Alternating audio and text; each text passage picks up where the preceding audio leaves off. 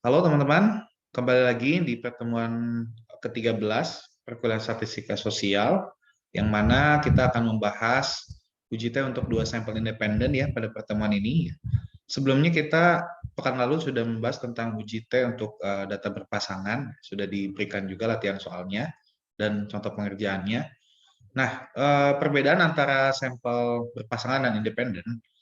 Nah, kalau yang untuk berpasangan itu kemarin clue-nya adalah sebelum dan setelah diberikan treatment atau perlakuan ya. Nah, kalau untuk sampel yang independen ini digunakan dalam penelitian di mana dua kelompok responden masing-masing diberi treatment yang berbeda ya, atau bisa juga kelompok yang berasal dari eh, perlakuan berbeda seperti itu. Nah, misalkan ada dua kasus nih ya. Kasus pertama, misalkan ingin dilakukan penelitian untuk mengetahui mana yang lebih efektif antara beriklan di sosmed dan beriklan di TV ya. Dan kasus yang kedua ingin diketahui perbedaan sikap politik antara dosen dan mahasiswa. Nah, tentu uji T data berpasangan itu kurang relevan ya, karena mungkin sampel dalam kedua kasus tersebut adalah saling bebas ya, yang dimana dalam kasus satu ini beriklan di sosmed dan beriklan di TV ya, sosmed sama TV ya beda ya kayak gitu. Ya, ini treatmentnya berbeda.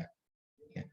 Dan untuk kasus dua ya, perbedaan sikap politik antara dosen dan mahasiswa ini selain treatmentnya berbeda juga kelompoknya berasal dari isinya ini adalah orang-orang yang berbeda juga kayak gitu. Jadi perbedaan sikapnya seperti apa ya.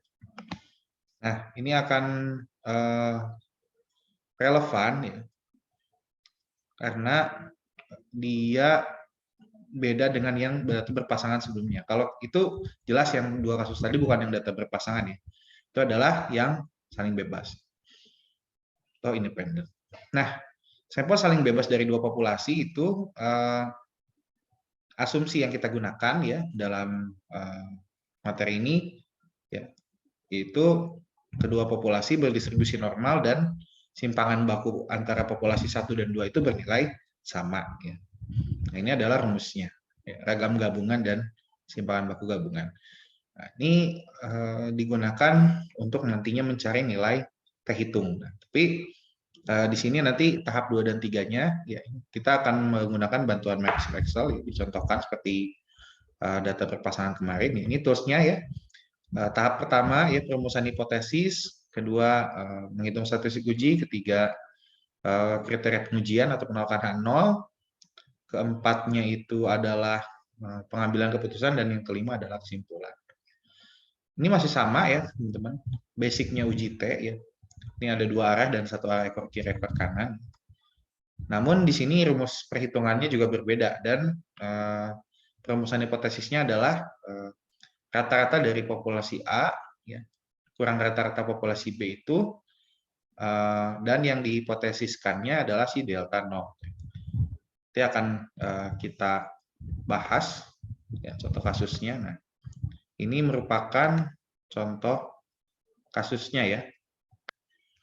Ya, jadi berikut adalah data nilai mata pelajaran matematika dari dua sampel yang berbeda ya berdasarkan preferensi tontonannya, yaitu para siswa yang suka menonton program edukatif dan siswa yang suka menonton program hiburan, masing-masing berjumlah 10 orang.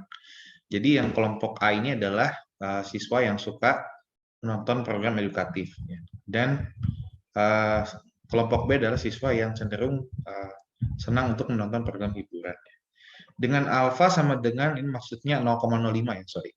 Dengan alfa sama dengan 0,05, selidiki apakah terdapat perbedaan rata-rata hasil belajar yang signifikan di antara kedua tipe siswa berdasarkan preferensi tontonannya. Ya, seperti itu. Jadi di sini kita lihat hipotesis penelitiannya adalah ini ya. Terdapat perbedaan rata-rata hasil belajar yang signifikan di antara kedua tipe siswa. Ya, ini adalah H1-nya. Ya. Maka tahap pertama adalah perumusan hipotesisnya seperti ini ya. Nah, perumusan hipotesis untuk kasus tersebut ya, langsung saja ini kita lihat dari H1-nya yang tadi ya, terdapat perbedaan. Nah, ini jelas ini merupakan uji hipotesis dua arah ya. Kalau terdapat perbedaan dua arah ya. Jadi dia nggak nunjukin misalkan yang edukatif lebih besar atau hiburan lebih kecil, enggak. Nah, kalau ditunjukkan kayak gitu berarti kan satu arah hipotesisnya. Ya. Kalau ini adalah dua arah, hanya disebutkan terdapat perbedaan saja ya. Seperti itu. Nah, yang terdapat perbedaan ini adalah yang H1. H1-nya kalimat matematikanya seperti ini ya. Bisa ditulis mu A dikurang mu B tidak sama dengan 0 ya. Atau mu A tidak sama dengan mu B. Jadi ini sebenarnya akan sama dengan ini karena si negatif mu B-nya kan kalau pindah ruas ke kanan jadi mu A tidak sama dengan mu B seperti itu. Nah, kebalikannya H0-nya tinggal diganti saja tandanya.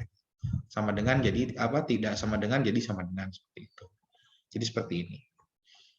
Kalimatnya adalah tidak terdapat perbedaan kata-kata hasil belajar signifikan antara kedua tipe siswa berdasarkan preferensi tontonannya. Seperti itu ya. Selesai perumusan hipotesisnya. Kemudian, nah ini menghitung statistik ujinya. Jadi kalau kemarin itu kita menghitung difference ya, selisih. Selisih antara X2 dikurang X1 yang setelah dikurang sebelum, gitu kan. Setelah kurang sebelum. Nah, kalau ini kita bukan mengurangi A kurang B ya, karena ini kan berasal dari populasi yang berbeda. Jadi kita mengurangi setiap nilai yang A dengan rata-rata yang A lagi gitu ya. 86 ini rata-rata yang A-nya tadi sudah diketahui ya 93. Rata-rata yang B adalah 85. Jadi manualnya seperti ini ya. 86 dikurangi 93 kemudian dikuadratkan hasilnya. Jadi nilainya positif semua ya. Jadi dikurangi terus dikuadratkan. Yang B juga sama. Setiap nilai B ini dikurangi dengan rata-rata yang B lagi. Gitu. Jadi tidak bisa dengan A dikurang B gitu ya. Kayak gitu. Nah, tapi kita akan tidak akan mengerjakan pakai cara ini. Kita akan menggunakan Excel aja. Nanti kita akan cocokkan hasilnya apakah sama atau hitungnya bernilai 4 atau tidak. Ya. Ini menggunakan Excel, ya silakan disiapkan Excel-nya. Saya sudah menyiapkan Excel-nya. Nah, di sini ya. Cuman sebelum kita ke Excel, seperti yang saya contohkan di pertemuan 12 kemarin itu, kita akan coba mengerjakan soalnya di Word ya. Jadi di sini kita salin dulu soalnya ya. Silakan teman-teman boleh ngikutin juga ya. Nyalin soalnya saya sudah di sini. Tinggal datanya saja belum ya di sini. Saya mau salin dulu datanya ke Excel. Ini ada program edukatif. Saya besarin dikit ya. Edukatif dalam kurung kelompok A dan yang kelompok B adalah hiburan.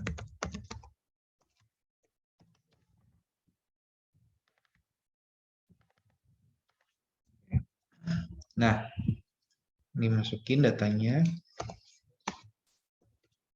Jangan sampai salah ya.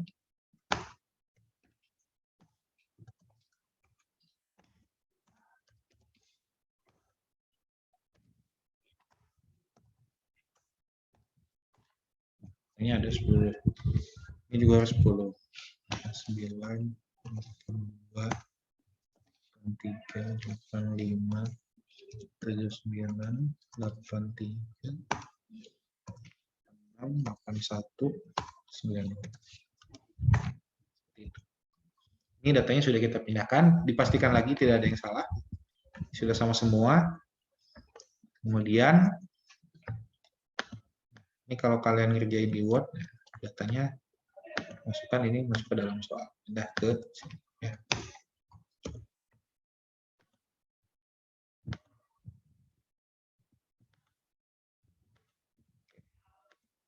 Cara menjawabnya gimana? Seperti kemarin.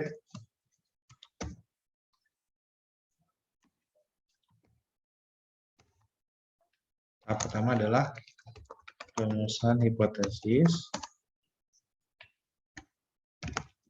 hitung statistik uji, kemudian kriteria pengujian. Keempat adalah pengambilan keputusan. Terakhir adalah kesimpulan. Itu ya. Perumusan hipotesisnya tadi seperti apa?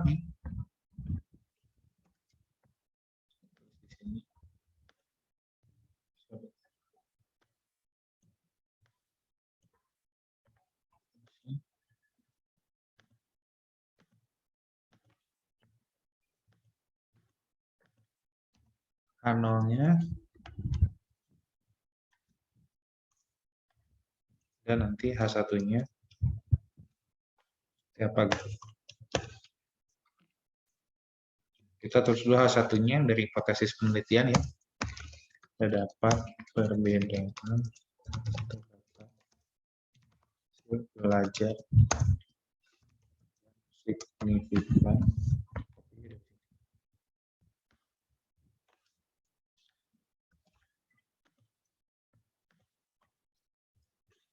Nah, itu dalam kurung tadi apa?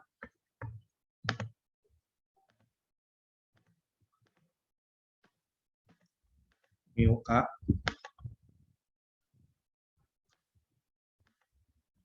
simbolim mu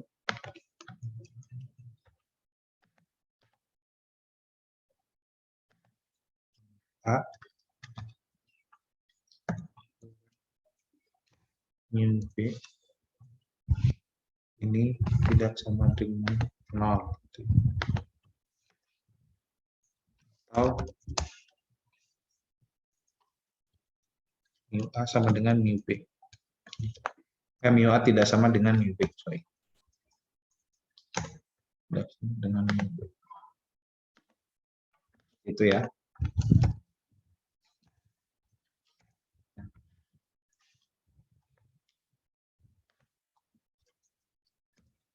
Dapat perbedaan rata-rata. Nah, kalau yang H0 adalah kebalikannya. Tidak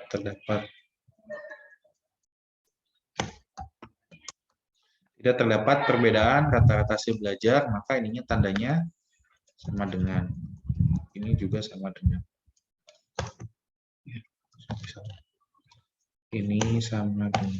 Nah, sudah selesai perumusan hipotesisnya, kemudian kita menghitung statistik uji ya.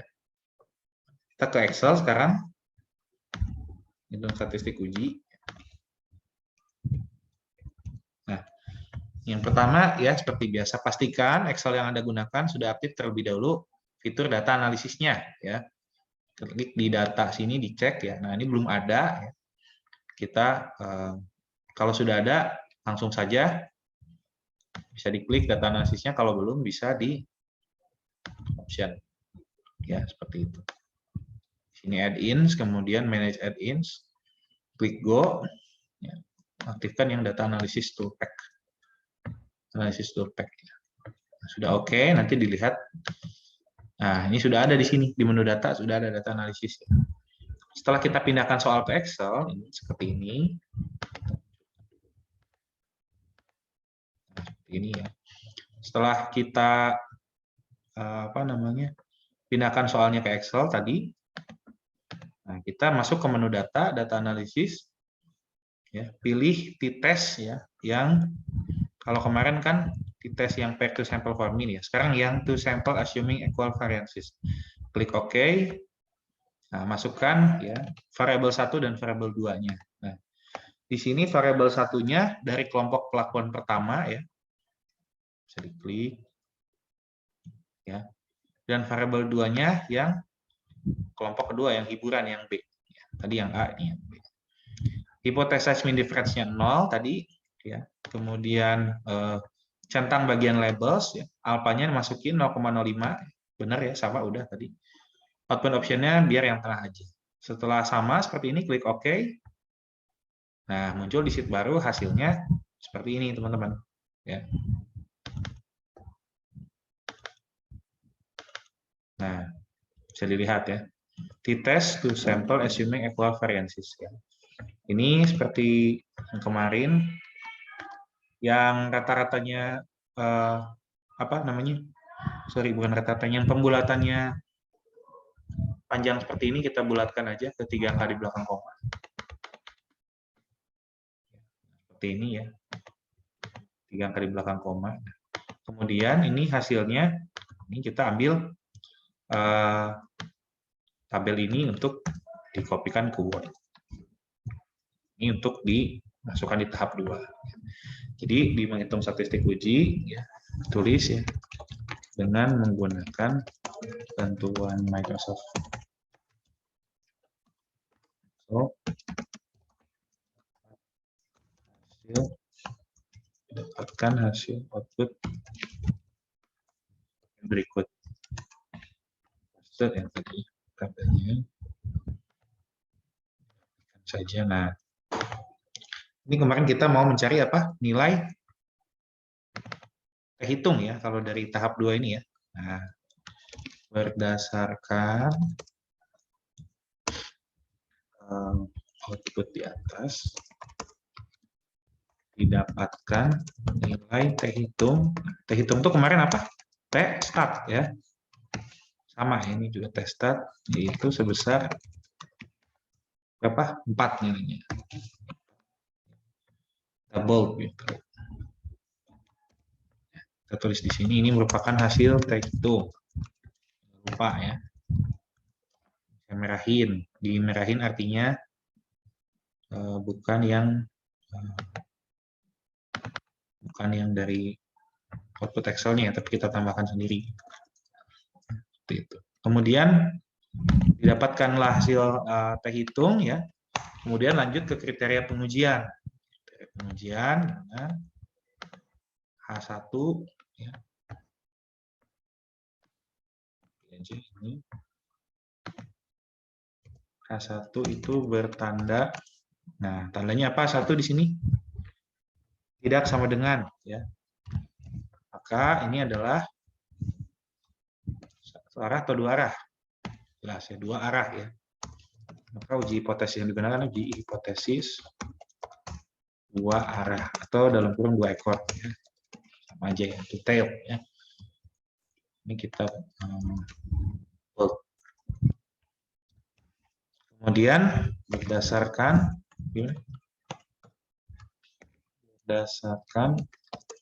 hasil output pada tahap 2 ya, didapatkan nilai T-tabel. Kita kan mau cari T-tabel di tahap 3 ya. T-tabel untuk uji hipotesis dua arah ya. Dalam kurung apa di sini? Nah, ingat T-tabel itu namanya T-critical ya. Di sini ada T-critical one tail dan T-critical two tail. T-critical one tail ini saya tandain aja dulu.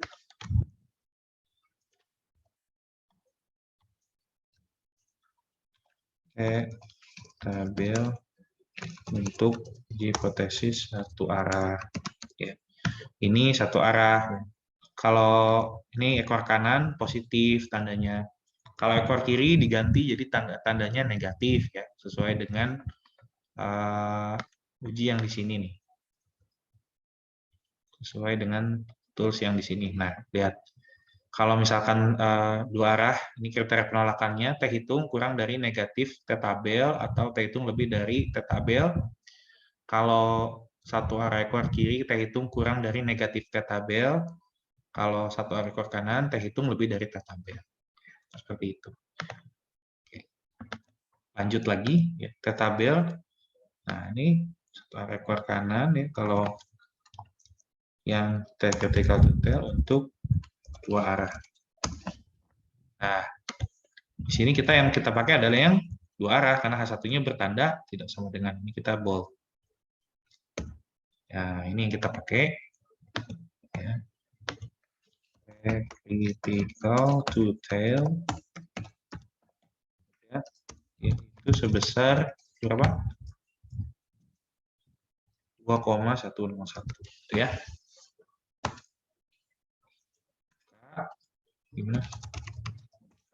Kriteria pengujiannya yaitu pengujiannya gimana? Tolak H0 dari sini diganti tolak H0 jika apa? Nah, jika dilihat di sini teman-teman tadi ujinya apa kita? Satu arah apa dua arah? kita dua arah ya. Dua arah, nah, berarti kriteria penolakannya ini. T hitung kurang dari negatif T tabel atau T hitung lebih dari T tabel. Jika T hitung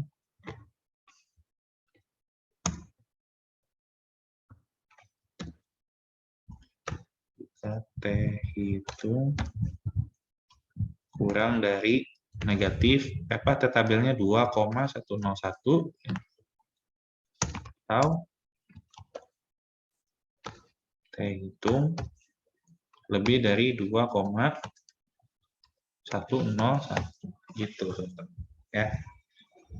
Kita tandain warna kuning ya biar jelas ya.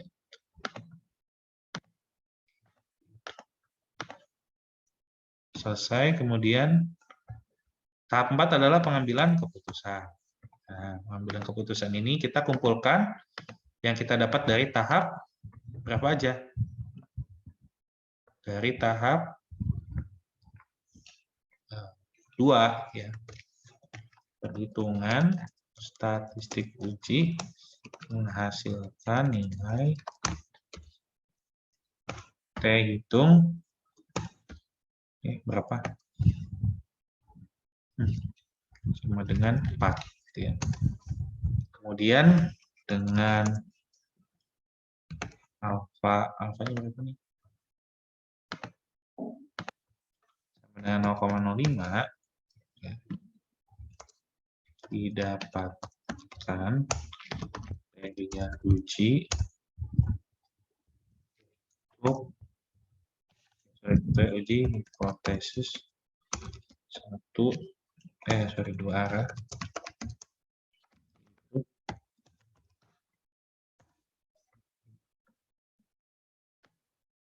Nah, ini copy.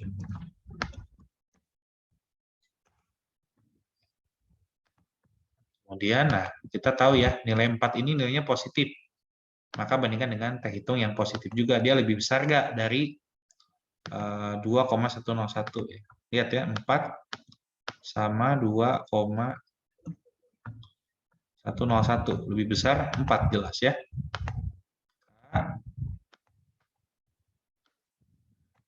Ini di sini. Karena T hitung itu sama dengan 4 ya. Itu bernilai lebih besar daripada 2,101. Keputusannya adalah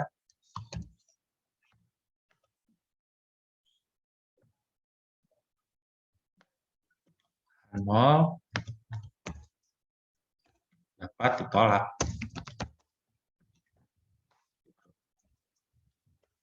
Nol dapat ditolak. Nah, keputusannya H0 ditolak. Maka kesimpulannya pada taraf signifikansi 5% ya, pernyataan tersebut dapat diyakini kebenarannya.